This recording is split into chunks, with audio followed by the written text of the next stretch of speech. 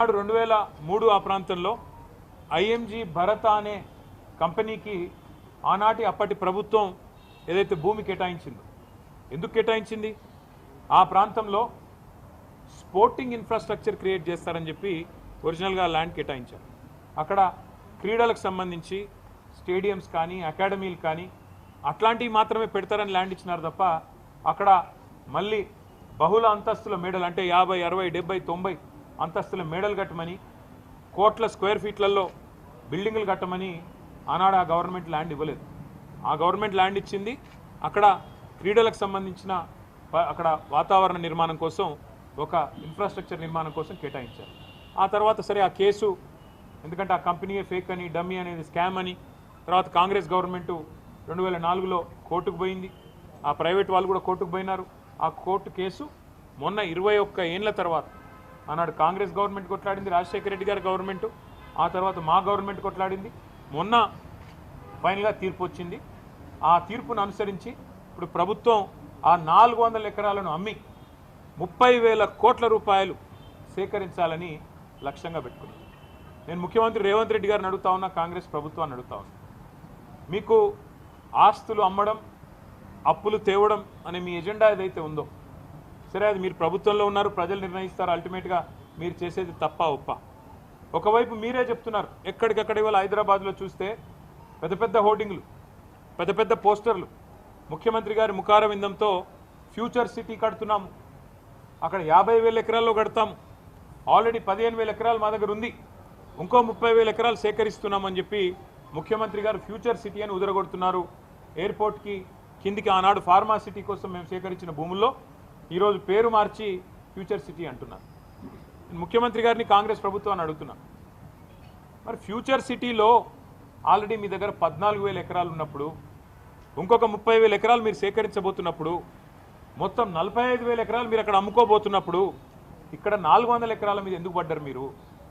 ఈ 400 ఎకరాల్లో నిన్న మొన్న మీరు చూసింటారు, వందల సంఖ్యలో మెషిన్లు పోయి అర్ధరాత్రి, నేను అడుగుతా ఉన్నా, మీరు ఒకటి ఆలోచన చేయండి, శుక్రవారం, శనివారం, ఆదివారం, ఈరోజు సోమవారం రంజాన్, ప్రభుత్వానికి తెలిసి 4 రోజులు కోర్టుకు సెలవులని, అందుకే ఇబ్బడి ముబ్బడిగా మెషిన్లను పంపి వందల సంఖ్యలో పోలీసులను పెట్టి అడ్డం వచ్చిన పిల్లలను ఇష్టం వచ్చినట్టు కొట్టి, వాళ్ళను ఆడపిల్లలను చూడకుండా బట్టలు చింపి ఒక దుశ్శాసన పర్వానికి తెరదీసి ఇంత అరాచకం ఏదైతే రేవంత్ రెడ్డి ప్రభుత్వం చేస్తున్నదో, మరి అక్కడ పక్షులు, అక్కడ నెమళ్ళు కేకలు పెడుతున్నాయి, గొంతు చించుకుంటున్నాయి, మాకు జరుగుతున్న ఈ అన్యాయం మీకు కనబడతలేదా, వినబడతలేదా అని చెప్పి రోధిస్తున్నాయి, ఏడుస్తున్నాయి.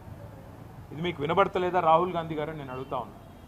పర్యావరణ ప్రేమికులు, దేశ స్థాయిలో రాష్ట్ర స్థాయిలో ఉన్నవాళ్ళు, మేధావులు మౌనంగా ఎందుకున్నారని మేము అడుగుతున్నాం, పిల్లలు అడుగుతున్నాం. మీకేం కనబడట్లేదా? ఫ్యూచర్ సిటీలో 45,000 ఎకరాలు మీరు సేకరించి అమ్ముకుంటానని ఓపెన్గా బడ్జెట్లో చెప్తున్నారు, బయట చెప్తున్నారు. మరి 400 ఎకరాలు వదిలేస్తే మీకు పోయేదేముంది, వచ్చిన నష్టం ఏముంది? పశ్చిమ హైదరాబాద్ భవిష్యత్తులో ఢిల్లీ లాగా ఎయిర్ క్వాలిటీ దెబ్బతిని ఊపిరి పీల్చుకోవడమే కష్టమయ్యే ప్రమాదం ఉండే అవకాశం ఉంది. మీరు ఈ 2,400, 2,500 ఎకరాలు ఇట్లే ఉండనిస్తే సెంట్రల్ యూనివర్సిటీ కింద అది బ్రహ్మాండంగా మరి మనకి ఇక్కడ లంగ్ స్పేస్ లాగా కూడా ఉపయోగపడుతుంది, ఒక విశ్వవిద్యాలయానికి కూడా ఉపయోగపడే అవకాశం ఉంది. రాహుల్ గాంధీ గారు ఇవాళ జాతీయ స్థాయిలో ప్రతిపక్ష నాయకుడు, వారిని కూడా నేను అడుగుతా ఉన్నా, హైకోర్టులో ఆల్రెడీ పిల్లు పడ్డది, ఒక ఎన్జిఓ వాళ్ళు వేసినారు, ఇది పర్యావరణ సమతుల్యత దెబ్బతీస్తుంది అని. ఆ పిల్లు రాకముందే నీ ప్రభుత్వం ఇంత ఆగమాగం చేస్తుంటే, పిల్లల్ని ఇష్టం వచ్చినట్టు కొడుతుంటే, గతంలో ఇదే రాహుల్ గాంధీ గారు హైదరాబాద్ సెంట్రల్ యూనివర్సిటీకి ఆనాడు 2 సార్లు వచ్చినారు ఒకటే నెలలో. రోహిత్ వేములా గారు చనిపోయినప్పుడు 2 సార్లు వచ్చినారు ఒకటే నెలలో. కానీ ఇటువైపు ఇప్పుడు కనీసం తిరిగి కూడా చూడట్లేదు, కనీసం ఒక మాట కూడా ముఖ్యమంత్రి గారికి చెప్పాలన్న ఆలోచన కూడా రాహుల్ గాంధీ గారికి వస్తలేదు. ఇదే రాహుల్ గాంధీ గారు బొంబాయి మహానగరంలో ఆర్ఏ ఫారెస్ట్లో 800 ఎకరాల్లో 2,500 చెట్లు కొట్టేస్తారంట అంటే, అక్కడ మెట్రో నిర్మాణం కోసం అక్కడ ఒకటి షెడ్ కడతారంట అంటే, ఇదే రాహుల్ గాంధీ గారు హడావుడి చేసినారు. అయ్యో ముంబైలో లంగ్ స్పేస్ లేకుండా పోతుంది, ముంబైలో పర్యావరణ సమతుల్యత దెబ్బతింటుంది, ఇన్ని 100 ఎకరాలు పోతే ఎట్లా కాంక్రీట్ జంగల్గా ముంబై మారిపోయింది అన్నారు. మరి ఇవాళ హైదరాబాద్, పశ్చిమ హైదరాబాద్ ఏమైపోయినా పర్వాలేదా? కేవలం మీ కాంగ్రెస్ ప్రభుత్వానికి డబ్బులు రావడానికి, వేల కోట్ల రూపాయలు సంపాదించుకోవడానికి, పిల్లల భవిష్యత్తు, హైదరాబాద్ భవిష్యత్తు నాశనమైనా పర్వాలేదా? ఉన్న కొద్ది లంగ్ స్పేసెస్ని ఇష్టం వచ్చినట్టు అమ్ముతారా? ఇది మీకు సమ్మతమైన రాహుల్ గాంధీ గారు? ఒక ఆర్ఏ ఫారెస్టే కాదు, ఇదే రాహుల్ గాంధీ గారు ఛత్తీస్గఢ్లో హస్దియో అనే ఫారెస్ట్ ఉంది, HASDEO. ఆ ఫారెస్ట్ని అక్కడున్న బీజేపీ ప్రభుత్వం అక్కడ మైనింగ్కి అవకాశం ఇస్తే ఇదే రాహుల్ గాంధీ గారు గొంతు చించుకున్నారు. పర్యావరణం దెబ్బతింటుంది, అర్జెంటుగా కాపాడాలా, దీన్ని రద్దు చేయాలా అని మాట్లాడినారు. మళ్ళీ ఇవాళ కాంగ్రెస్ పార్టీ గొంతు ఎందుకు పెగలట్లేదు? నేను ఈ పిల్లలందరికీ ఒక మాట ఇచ్చాను, ఖచ్చితంగా మా పార్లమెంట్ సభ్యులు 4వ తారీఖు దాకా ఏదైతే పార్లమెంట్ సమావేశాలు జరుగుతూ ఉన్నాయో, రాజ్యసభలో మా పార్లమెంట్ సభ్యులు ఈ అంశాన్ని ఖచ్చితంగా లేవనెత్తుతాం. ఖచ్చితంగా వారిని మరి అడుగుతాం, కేంద్ర ప్రభుత్వాన్ని కూడా అడుగుతాం, మీ స్టాండ్ ఏంది అని. ధర్మేంద్ర ప్రధాన్ గారిని అడుగుతాం, మీరు ఎందుకు జోక్యం చేసుకోవట్లేదని, కేంద్రం ఎందుకు పట్టించుకోవట్లేదని అడుగుతాం. కానీ ఇవాళ వాస్తవం ఏంది అంటే, రేవంత్ రెడ్డి గారు ఎలక్షన్ ముందే చెప్పారు, రియల్ ఎస్టేట్ అంటే రేవంత్ రెడ్డి, రేవంత్ రెడ్డి అంటే రియల్ ఎస్టేట్ అని. ఫస్ట్లో మనమే అప్పుడు జాగ్రత్త పడి ఉండాలి. ఎలక్షన్లు అయిపోయిన కొత్తలో, ఎలక్షన్ కంటే ముందో ఆ రోజు వచ్చిండు, అక్కడ ఫుట్బాల్ ఆడిండు హెచ్సియూకి వచ్చిండు, ఫుట్బాల్ ఆడిండు, అప్పుడే కన్ను పడ్డది భూముల మీద. ఇప్పుడు పిల్లల్ని ఫుట్బాల్ ఆడుతూ ఉన్నాడు, లెక్క చేయట్లేదు. నా డబ్బుల కోసం, మా కమిషన్ల కోసం ఏదైనా సరే, పిల్లలు చచ్చినా సరే, ఏదేమైనా సరే, కానీ నేను వదిలిపెట్టను అన్నట్టుగా రేవంత్ రెడ్డి వ్యవహారం ఉన్నది. మరి నేను అడుగుతున్నా, మీకు బాధ్యత లేదా రాహుల్ గాంధీ గారు? మీ ముఖ్యమంత్రిని నియంత్రించాల్సిన బాధ్యత, ప్రజాస్వామికంగా ఉండాల్సిన బాధ్యత, ప్రజాపాలన అన్నప్పుడు అందులో కొద్దిగా ప్రజాస్వామిక స్ఫూర్తి ఉండాలనే ఇంగితం మీకు లేదా? ఇక్కడ నెమళ్ళ రోదనలు, అక్కడ జింకలు పరిగెడుతున్న విధానం ఏం కనబడతలేదా మీకు? ధ్వంసం కాబోతున్న చెరువులు కనబడతలేవా? దెబ్బతినబోతున్న పర్యావరణం కనబడతలేదా? అక్కడ కొన్ని ఎగ్జాటిక్ స్పీషీస్ ఉన్నాయి, ఫ్లోరా ఫౌనా ఉంది అక్కడ పెద్ద ఎత్తున. ఇదంతా ధ్వంసమైపోతుంటే మీకు, మీ నాయకత్వానికి ఇదేం వినబట్టలేదా అని మేము అడుగుతూ ఉన్నాం.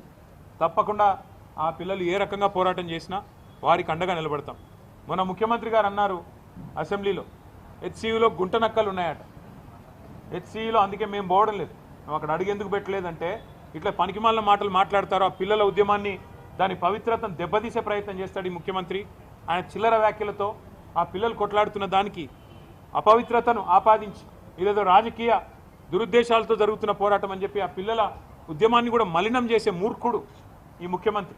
అందుకే మేము కొద్దిగా దూరంగానే ఉన్నాం. మాకు కూడా ఫోన్లు వస్తూ ఉన్నాయి, అన్న మీరు రండి, మీరు ట్విట్టర్లో పెడితే కాదు, మీరు కూడా రండి అంటున్నారు. కానీ మేము అక్కడ పోగానే ముఖ్యమంత్రి ఏమంటాడు, ఇగో బీఆర్ఎస్ వాళ్ళు చేయిస్తున్నారు, ఇదంతా మాకు తెలుసు ముదే, ఇదంతా వీళ్ళే అని ఇష్టం వచ్చినట్టు పిచ్చివాగుడంతా వాగుతాడు. అందుకే మేము సరైన వేదికల్లో ఈ అంశాన్ని ఎత్తుతాం. అటు పార్లమెంట్లో లేవనెత్తుతాం, అవసరమైతే ఇటు కోర్టులో కూడా మేము కూడా పోతాం, కోర్టుకి కూడా. ఏ రకంగా ప్రభుత్వం ఇష్టం వచ్చినట్టు పోతుంది, ఎన్వైరన్మెంటల్ ఇంపాక్ట్ అసెస్మెంట్ లేకుండా ఎందుకు చేస్తున్నది ఈ కార్యక్రమాలు అని అడుగుతాం. ప్రజాక్షేత్రంలో నిలదీస్తాం, ముఖ్యమంత్రి గారు చెప్పిన మాటలు గుర్తు చేస్తాం. ఇదే ముఖ్యమంత్రి కదా ఎన్నికలకు ముందు PCC అధ్యక్షుడు ఏం చెప్పాడు, ప్రభుత్వ ఆస్తులు అమ్ముకుంటే భవిష్యత్ తరాలకు ఎట్లా శ్మశానాలకు కూడా జాగాలు ఉండవని చెప్పి ప్రవచనాలు చెప్పింది రేవంత్ రెడ్డి కాదా? మరి మర్చిపోయినావా? ఇవాళ ఇష్టం వచ్చినట్టు ఇవాళ భూములు అమ్ముతూ కాంక్రీట్ జంగల్గా మారిపోయిన పశ్చిమ హైదరాబాద్కున్న లంగ్ స్పేసెస్ని నాశనం చేయడం ఎలా ఎజెండాగా పెట్టుకున్నావా? అందుకే మేము పూర్తి స్థాయిలో ఈ పిల్లలకు సంఘీభావంగా నిలబడతాము. వారికి అవసరమైతే అన్ని రకాల సహాయ సహకారాలు అందిస్తాం. 2 పిల్లలు అరెస్ట్ చేసినారని, వారిని మరి కేసులు కూడా పెట్టినారని కూడా చెప్తున్నారు. వాటిని కూడా ధృవీకరించుకుంటాం, వాటిని కూడా విషయాన్ని కూడా తెలుసుకుంటాం. 2 పిల్లల్ని జైలుకు పంపించారని కూడా చెప్తా ఉన్నారు.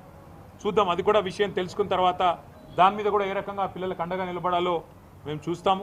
అక్కడ జంతువులు కూడా మరి కొన్ని ప్రాణాలు పోతున్నాయని చెప్తున్నారు. ఎంతవరకు వాస్తవం మీడియా కూడా దయచేసి మీరు నిజ నిర్ధారణ కమిటీగా ఏర్పడి మీరు కూడా పోవాలా, దయచేసి రిక్వెస్ట్ చేస్తున్నాం.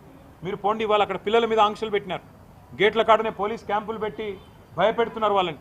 మీరు మీ హాస్టల్కి పోవడానికి వీల్లేదు, ఈస్ట్ బ్లాక్ పోవడానికి వీల్లేదు, ఎటు పడితే అటు క్యాంపస్లో తిరగడానికి వీల్లేదు అన్నట్టు యూనివర్సిటీలో కూడా ఎక్కడైతే నిజంగా చెప్పాలంటే వైస్ ఛాన్సలర్ గారి పర్మిషన్ ఉండాలి, పోలీస్ పర్మిషన్ కాదు, ప్రభుత్వ పర్మిషన్ కాదు.